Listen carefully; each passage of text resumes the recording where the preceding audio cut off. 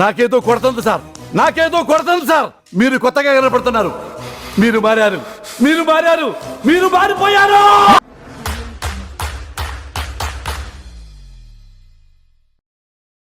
Hello friends, welcome to Techfox in Telugu YouTube channel. నేను మీ Rafeem. Friends, ఈరోజు నేను మీకు ఒక వెరీ స్పెషల్ స్మార్ట్ ఫోన్ని అన్బాక్సింగ్ చేసి దీనికి సంబంధించిన నా ఇనిషియల్ ఇంప్రెషన్స్ని షేర్ చేస్తాను.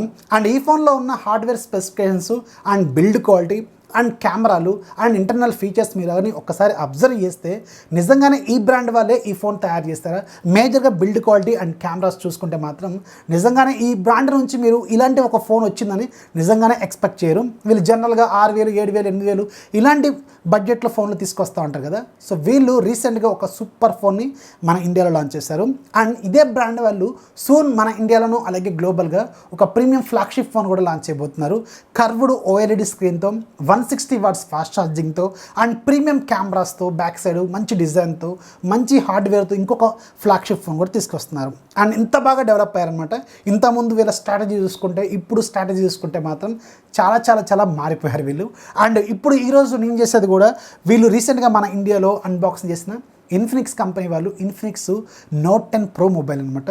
సో దీంట్లో హార్డ్వేర్ కానీ ఒకసారి చూస్తే మీరు నిజంగా ఈ ఫోన్ ఈ బ్రాండ్ నుంచి వచ్చిందా అనుకుంటారు. చాలా బాగుంది, బిల్డ్ క్వాలిటీ అయితే ఎక్సలెంట్గా ఉంది. అండ్ మేజర్గా UI మాత్రం చాలా స్పీడ్గా ఉంది.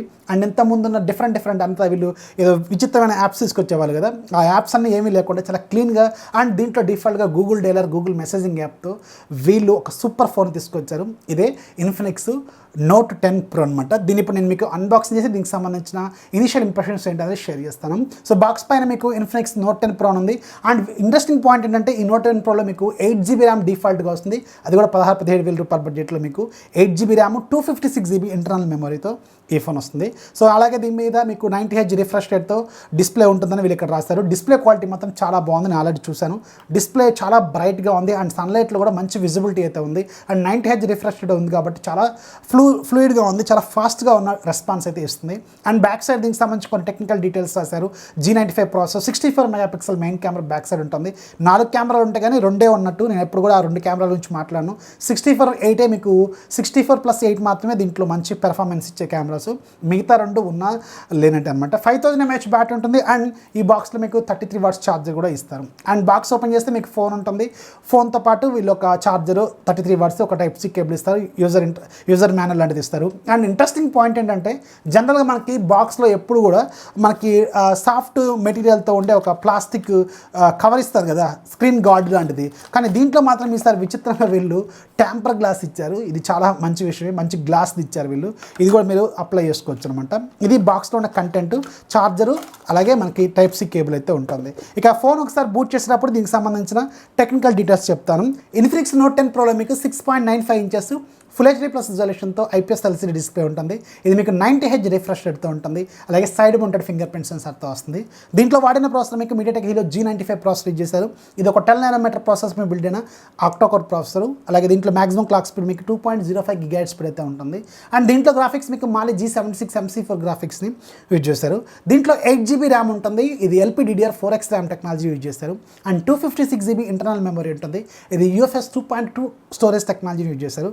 జనరల్గా 20,000 రూపాయల బడ్జెట్లో ఇంకా చాలా బ్రాండ్స్లో మనకి UFS 2.1 ఉంటుంది.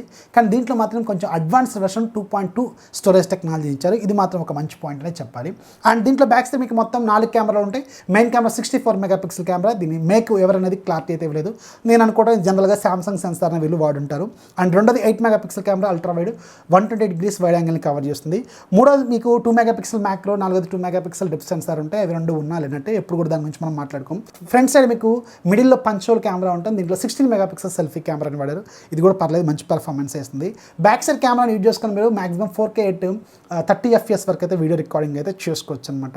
అండ్ ఫ్రంట్ సైడ్ మీకు ఫ్లాష్ కూడా ఉంటుంది. జనరల్ ఇన్ఫినిక్స్ ఫోన్స్లో ఫ్రంట్ సైడ్ ఫ్లాష్ కూడా ప్రొవైడ్ చేస్తారు వీళ్ళు. సో దీంట్లో కూడా ప్రొవైడ్ చేస్తారు. ఇక దీనికి సంబంధించిన బిల్డ్ క్వాలిటీ విషయానికి వెళ్తే మాత్రం బ్యాక్ సైడ్ ప్యానల్ ప్లాస్టికే కానీ సైడ్ రిమ్ కావచ్చు అలాగే బిల్డ్ క్వాలిటీ కావచ్చు చాలా బాగుంది, చాలా ప్రీమియంగా కూడా ఉంది. మనకి ఇంతకుముందు ఇన్ఫినిక్స్ ఉన్న మొబైల్స్తో కంపేర్ చేసుకుంటే దీని బిల్డ్ క్వాలిటీ మాత్రం సూపర్ సూపర్గా ఉంది. అండ్ సైడ్కి మీకు side mounted finger print censor ఉంటుంది. ఇటువైపు ఏమో మీకు వాల్యూమ్ రికార్డ్స్ ఉంటాయి. పవర్ బటన్ మాత్రం ఇదే మనకి finger print plus power button. ఇటువైపు మీకు సిమ్ ట్రే ఉంటుంది. సిమ్ ట్రే మీకు ట్రిపుల్ స్లాట్తో ఇస్తారు. ఇది జనరల్గా ఇన్ఫినిక్స్ ఫోన్స్ అన్నింటిలో కూడా మీకు ఇలాగే ఉంటుంది. ఇది ఒక మంచి విషయం అనేది చెప్పాలి. అండ్ మీకు బ్యాక్ సైడ్ 4 కెమెరాల సెటప్ ఉంటుంది. కొంచెం బంప్ పెద్దగా ఉంటుంది. మీకు దీంట్లో ఒక కేస్ ప్రొవైడ్ చేస్తారు వీళ్ళు, సాఫ్ట్ సిలికాన్ కేసు. సో ఇది మీరు అప్లై చేసుకుంటే ఆ బంప్ అనేది ఫ్లోర్కి తగలకుండా ఉంటుంది. ఖచ్చితంగా ఇలాంటిది ఒకటి మెయింటైన్ చేయాలి ఒకవేళ మీరు ఈ ఫోన్ కొనాలని అనుకుంటే. అండ్ బ్యాక్ సైడ్ మీకు గ్రేడియంట్ ఫినిషింగ్తో ఉంటుంది ఈ ప్యానల్. మీకు లైట్ పడినప్పుడు షైన్ అవుతూ ఉంటుంది. ఇప్పుడు మీరు చూస్తున్నారు కదా, లైట్ మారుతున్నప్పుడు సేమ్ రీసెంట్గా మీకు ఎంఐ ఫోన్స్లోనే కనిపిస్తూ ఉంటుంది. ఇలాగే మీకు షైన్ అవుతూ ఉంటుంది. సో ఇది ఒక మంచి విషయం అని చెప్పాలి. ఇది దీంట్లో ఉన్న హార్డ్వేర్ లెవెల్లో స్పెసిఫికేషన్స్. జనరల్గా ఈ హార్డ్వేర్ స్పెసిఫికేషన్స్ చాలా మంచిగా ఇచ్చారు. యాక్చువల్గా మేజర్గా స్క్రీన్ క్వాలిటీ బాగుంది.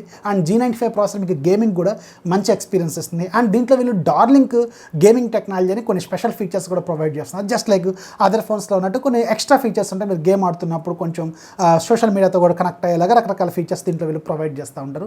అవన్నీ మీరు గేమ్ ఆడుతున్నప్పుడు యూజ్ అవుతుంటాయి అనమాట.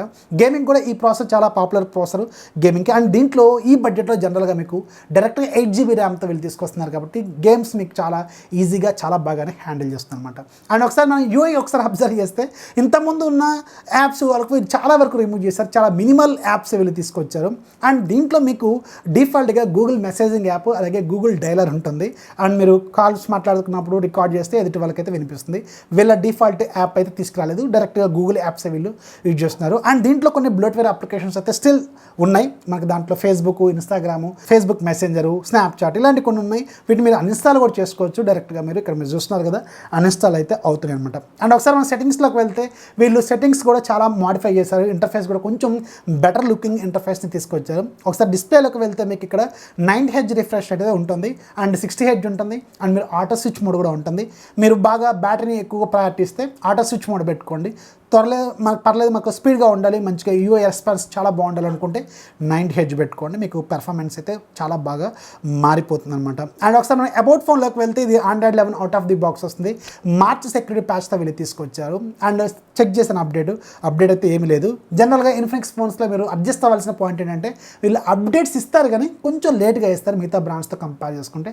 దానికైతే మీరు అడ్జస్ట్ అవ్వాలన్నమాట. అండ్ ఇక దీంట్లో ఫీచర్స్ విషయానికి వెళ్తే దీనికి గేమింగ్కి సంబంధించిన అప్డేట్ ఫీచర్స్ ఉంటాయి.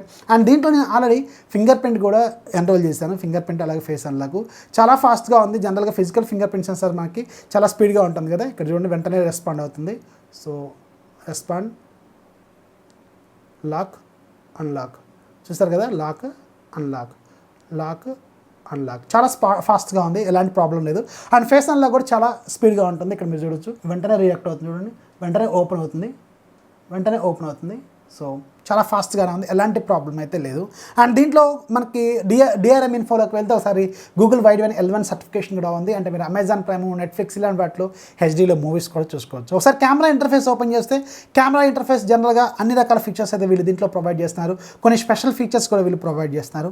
అండ్ వీడియో రికార్డింగ్ క్యాపబిలిటీస్ మీకు 4K at 30 FPS వరకు అయితే ఇది సపోర్ట్ చేస్తుంది. కెమెరాతో కొన్ని శాంపుల్స్ కూడా తీశాను.